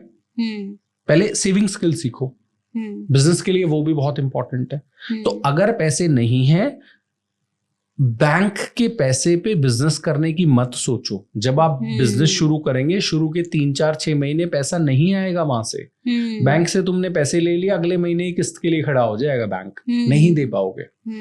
अगर फैमिली पैसे आपके बिजनेस में डाल पा रही है, आपके रिलेटिव्स कुछ डाल पा रहे हैं थोड़ा बहुत पैसा, तो आप बिजनेस शुरू कर लो। लेकिन कोशिश ये करो कि बिजनेस अपने पैसे से शुरू हो। जितना पैसा है उतने से शुरू कर लो। 1.5 लाख है, 1.5 लाख से शुरू कर लो, छोटे स्केल पे कर लो। हर बिजनेस को छोटे स्केल से किया जा सकता है, उस स्केल से कर लो। लेकिन अगर आप ये सोच रहे हो कि मैं इस पॉडकास्ट में ये तरीके बता दूं कि बिना पैसे के कैसे बिजनेस करना है, तो भाई मिसगाइड में नहीं करना चाहता। वैसे बताने से वो रील ज्यादा वायरल होंगे अगर मैं लोगों को वो तरीके बता दूं बिना पैसे के बिजनेस शुरू करें। लेकिन बिना पैसे के बिजनेस शुरू नहीं करना चाहिए। शुरू में अपने पैसे होने चाहिए और ये भी बैकअप होना चाहिए कि 6 महीने भाई मेरे को बिजनेस से पैसा नहीं आएगा, तो पहले पैसा कमा लो फिर बिजनेस के बारे में सोचो। पहले आप जॉब्स कर लो, अच्छे जॉब्स करो, वहां से सेविंग्स करो, पैसे बनाओ और जितना थोड़ा बहुत पैसा है वहां से शुरू करो। आज के टाइम पे ना सर काफी लोग हैं, जैसे अभी तो शार्क टैंक तो एक थोड़ा सा बड़ा प्लेटफॉर्म हो गया है। काफी लोग हैं जो फंडिंग करते हैं न्यू एंटरप्रेन्योर्स के ऊपर, या उनके पास अगर आइडियाज हैं तो उस पर वो फंडिंग करते हैं। बट मेरा क्वेश्चन ये है, क्या मतलब उनको वो फंडिंग में जाना चाहिए? मतलब क्या वो एक प्रॉफिटेबल बिजनेस बना सकते हैं उसके थ्रू? फंडिंग बहुत सारे इन्वेस्टर्स देते हैं, बहुत सारे लोगों के फंड्स होते हैं, लेकिन फंडिंग लेना इजी नहीं है। बहुत कॉम्प्लिकेटेड प्रोसेस है फंडिंग लेना। तो आपको पहले अपना, जो हर किसी को लगता है मेरा जो आइडिया है ना वो तो बहुत यूनिक है, लेकिन वैसे आइडिया हजारों लोगों के दिमाग में होते हैं और बहुत सारे लोग उसको करके फेल हो चुके होते हैं। अब बहुत सारे जो यंग एंटरप्रेन्योर्स है या जो बनना चाहते हो एंटरप्रेन्योर्स, उनको ये लगता है कि मेरा आइडिया तो इतना यूनिक है कि मैं किसी को बता दूंगा तो चोरी हो जाएगा, तो इस डर से वो किसी को बताते नहीं है। तो जब तक तुम किसी को बताओगे नहीं, लोग उस पर फीडबैक नहीं दे पाएंगे।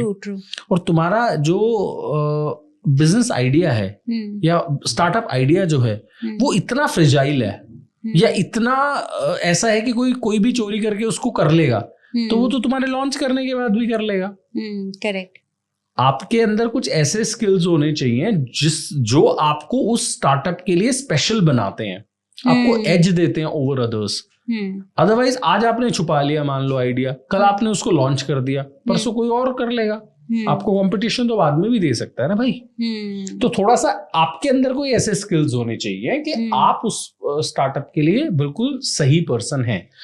अब मैं आपको प्रोसेस बता देता हूं कि अगर किसी को फंडिंग चाहिए तो उसका क्या प्रोसेस रहता है। फंडिंग का सबसे सही प्रोसेस जो रहता है वो रहता है, आजकल बहुत सारे मीडिएटर्स लिंक्डइन पे अवेलेबल है। ऐसे मीडिएटर्स से आप मिल लो, पैसे लेते हैं, 1-1.5 लाख रुपए लेते हैं आपसे, आपके फाइनेंशियल्स बनवाते हैं। फाइनेंशियल्स मतलब अगले 5 साल में आपका जो स्टार्टअप है वो क्या एस्टिमेट है, कैसा परफॉर्म करेगा, और आप जो ये पैसा लेने वाले हैं वो आप कहाँ लगाने वाले हैं, मार्केटिंग में लगाने वाले हैं, प्रोडक्ट डेवलपमेंट में लगाने वाले हैं, टीम बिल्डिंग में लगाने वाले, कहाँ लगाने वाले, वो सब चीजें आप बनाते हो। ठीक है, आप पिच डेक बनाते हो, तो ये चीजों में 1 लाख, 1.5 लाख, 2 लाख रुपए लगते हैं। तो पैसा लेने के लिए भी पैसा लगाना पड़ता है।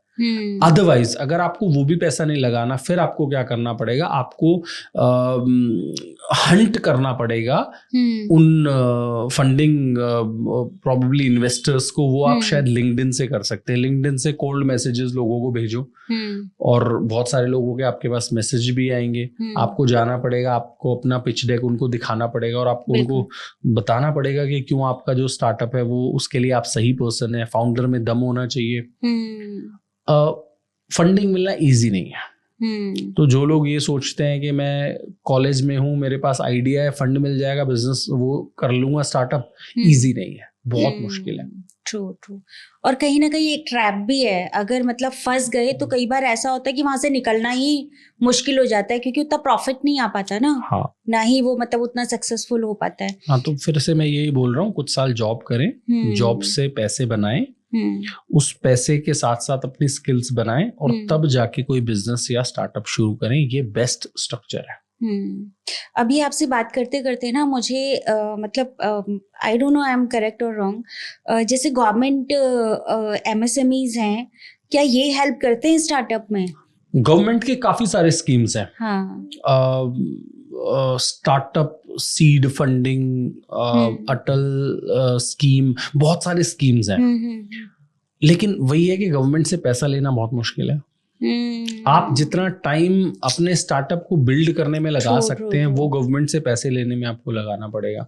और आपको पता है उसमें तो क्या रहता है, इसकी जैक लगवाओ, उसकी जैक लगवाओ, पता नहीं मेरे को कैमरे पे ये चीज बोलनी चाहिए कि नहीं बोलनी चाहिए। It's very long process. हाँ, प्रोसेस बहुत लॉन्ग है। तो आप स्टार्टअप बनाओगे या वो लाइनों में खड़े रहोगे, वो चीज है।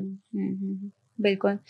और आपकी एक चीज सिर्फ ऐड कर देता हूँ यहाँ पे, तो बेस्ट तरीका क्या है? बेस्ट तरीका ये है कि जो आपके पास थोड़ा बहुत पैसा है उससे आप अपने प्रोजेक्ट को शुरू कर दो, किसी स्टेज पे ले आओ, कुछ कस्टमर्स को अपना प्रोडक्ट या सर्विसेज बेच दो।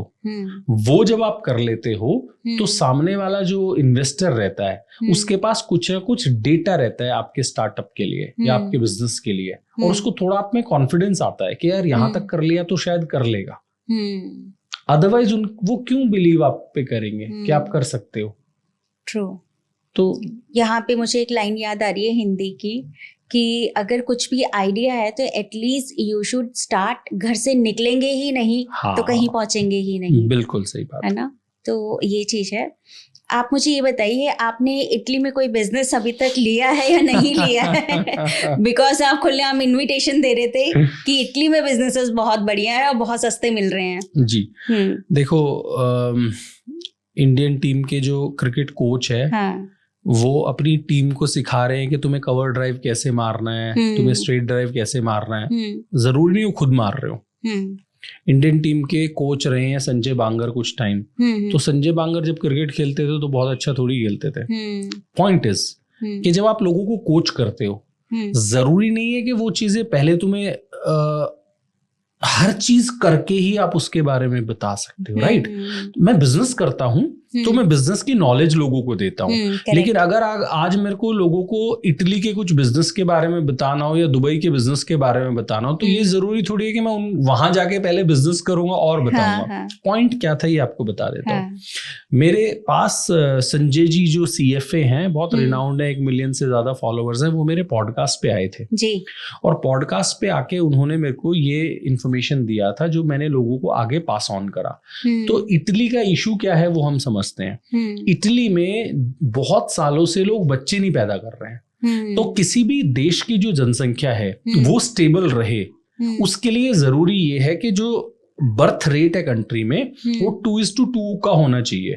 फॉर एग्जाम्पल 2 लोग होते हैं बच्चा पैदा जनरली जो करते हैं, मेन एंड वुमेन दोनों साथ मिलके करते हैं। अगर IVF को हम छोड़ दें, मेन एंड वुमेन 2 लोग बच्चा पैदा करते हैं। अगर 2 लोगों के 2 बच्चे पैदा होंगे तो जनसंख्या वहीं की वहीं रहेगी। लेकिन अगर वो 2 में से 1 पैदा कर रहे हैं तो जनसंख्या कम हो जाएगी। 3 पैदा कर रहे हैं तो बढ़ेगी।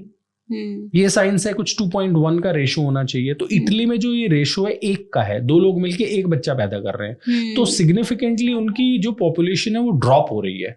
सो इलॉन मस्क ने तो यहां तक कह दिया कि इटली इज डाइंग फास्ट।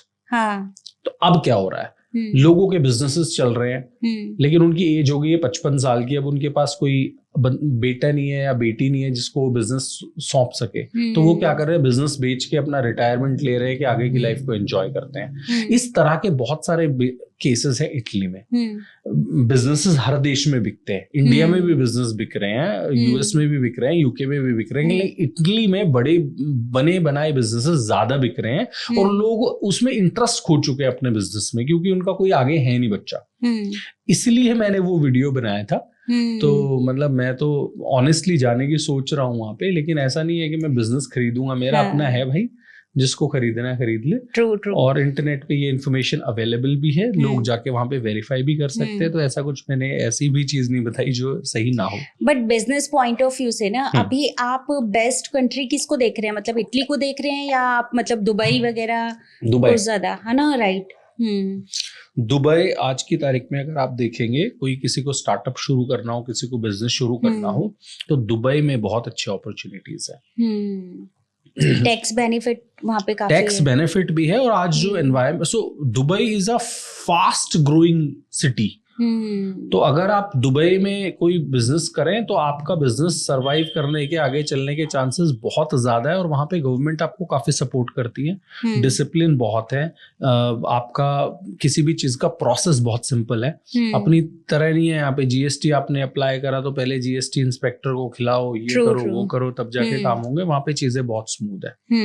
आज ही मैं एक रील देख रहा था, एक किसी फीमेल ने एक रील बनाने के लिए कुछ टेस्टिंग करा, उसने गाड़ी के ऊपर अपने ज्वेलरी कुछ रख दिया और आधे घंटे तक वो दूर खड़ी हो गई मार्केट में, और उसकी ज्वेलरी आधे घंटे वैसे ही खड़ी हुई है, लोग देख के जा रहे हैं, कोई ले नहीं रहा। अपने यहाँ तुम रख दो, यहाँ पे परी चौक पे। आपको प्रूव करना पड़ेगा, दिखाओ कैमरा कि तुम्हारा है। ट्रू। आपको प्रूव करना पड़ेगा कि आपने रखे हैं। 3 मिनट अभी परी चौक पे चल लो मेरे साथ और अपनी ज्वेलरी वहां पे रख दो किसी गाड़ी के ऊपर। 3 मिनट अगर वो रखी रह जाए ना, तो आप मेरा नाम चेंज करके राहुल शर्मा से Ranveer Allahbadia just kidding. True. आपको खुद से प्रूव करना पड़ेगा कि वो ज्वेलरी आपकी है। This is mine. हाँ। True true true. तो Dubai is a good country to do a business today. Very well said. अभी आप एक हमारे व्यूअर्स को कोई भी 2 ऐसे शॉर्ट बिजनेसेस बताइए जिसमें आज के टाइम पे अच्छी ग्रोथ है। देखो, मैं पर्सनली ना ऐसे कमेंट नहीं करना चाहता। मैं लोगों को ये बताना चाहता हूं कि खुद से आइडेंटिफाई करो तुम। हो सकता है लेट्स से आज मैं ये बोल दूं कि स्कूल्स ओपन करने में बहुत अच्छा पैसा है, लेकिन क्या हर कोई व्यूअर स्कूल ओपन कर सकता है? नहीं कर सकता है। True true. तो ये तो वही बात होगी ना कि आप मुझसे ये पूछ ले कि लंच में क्या खाना चाहिए। तो अलग अलग लोगों को लंच में अलग अलग चीजें खानी चाहिए। जो जिम जाता है उसको अलग खाना चाहिए, कोई 65 इयर्स ओल्ड है उसको अलग खाना चाहिए। ऐसे ही जनरलाइज नहीं करना चाहिए कि कौन से 2 बिजनेस बहुत अच्छे हैं, ऐसे तो सब लोग वही बिजनेस कर लेंगे। तो जनरलाइज आंसर तो मैं शायद नहीं देना चाहूंगा। बिल्कुल। अभी हमारा एक राउंड होता है सर, रैपिड फायर राउंड जी, ठीक है। अब उस पे आपसे क्वेश्चंस पूछे जाएंगे, आपको बहुत क्विकली इसके आंसर करने हैं, ठीक है जी। कॉर्पोरेट जॉब और entrepreneurship? Both. Corporate job first, then entrepreneurship. अच्छा, टाई हो गया ये। One book that change your mindset about your businesses? The investors. Okay, yeah. Biggest myth about entrepreneurship? Biggest myth about entrepreneurship is दूसरों की सुननी नहीं पड़ती है। बिजनेस में रोज सुननी पड़ती है, एम्प्लॉइज की भी सुननी पड़ती है, कस्टमर्स की भी सुननी पड़ती है, सबकी सुननी पड़ती है। हाँ, और ज्यादा सुननी पड़ती है। तो जो लोग एंटरप्रेन्योरशिप इसलिए शुरू करना चाहते हैं कि यार बॉस की सुननी नहीं है, तो भाई यहाँ सबकी सुननी पड़ेगी। True true true. Your biggest fear when you start Gurbet? चलेगा कि नहीं चलेगा, wasn't sure. very first fear सबका यही रहता है। यही रहता है, हाँ। One thing you wish you knew before starting your businesses? Lease करा लेनी चाहिए, रजिस्टर्ड लीज करानी चाहिए। रजिस्टर्ड लीज करानी चाहिए। वो 11 महीने का जो रेंट एग्रीमेंट है उस पे शॉप कभी नहीं लेनी चाहिए। Very true, very true. A business trend you think will die in the next 5 years?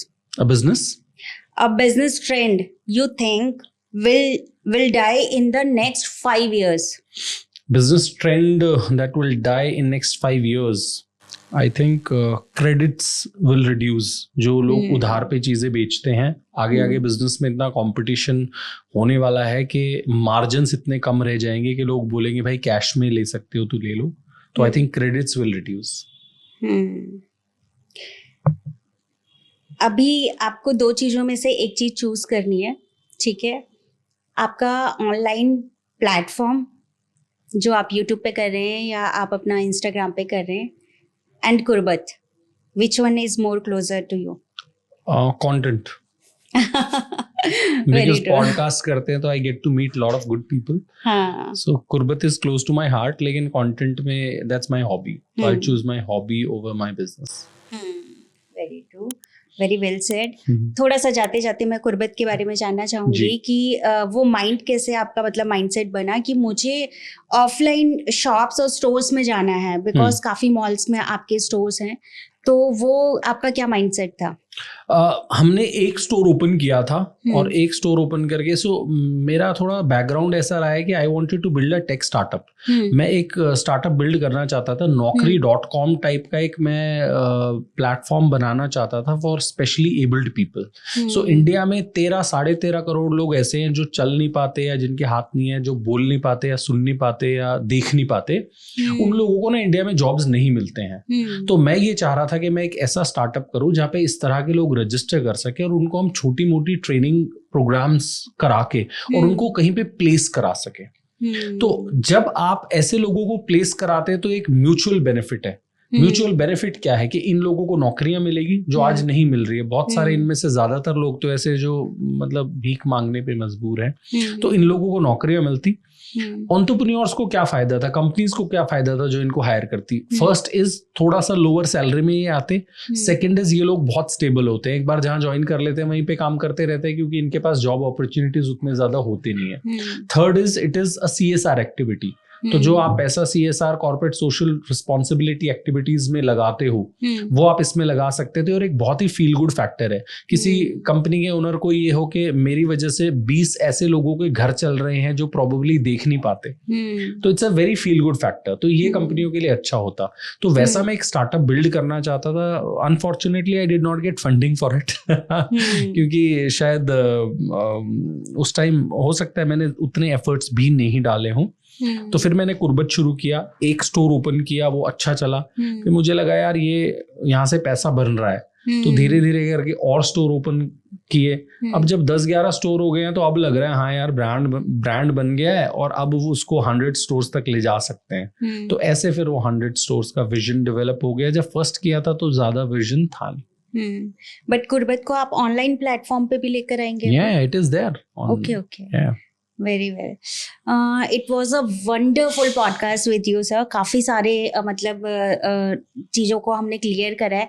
Entrepreneurship हो गई, स्मॉल बिजनेसेस हो गए, है ना, चाहे वो हमारे इंडिया के बिजनेसेस हो गए, MSMEs हो गई, गवर्नमेंट पॉलिसीज हो गई, एजुकेशंस हो गई, पेरेंट्स हो गए, है ना, सबके बारे में हमने बहुत सारी बात करी और बहुत मज़ा आया मुझे आपके साथ बात करके. It was a wonderful experience with me. Thank you so much. आप हमारे पॉडकास्ट में आए उसके लिए बहुत बहुत धन्यवाद. My pleasure. मजा आया. जिन लोगों ने यहाँ तक पॉडकास्ट देखा, congratulations, आपने अच्छी चीजें देखी हैं. As I was saying it at the beginning of the podcast, also there is a lot of content available on social media, but you have spent this time on learning something. So thank you so much.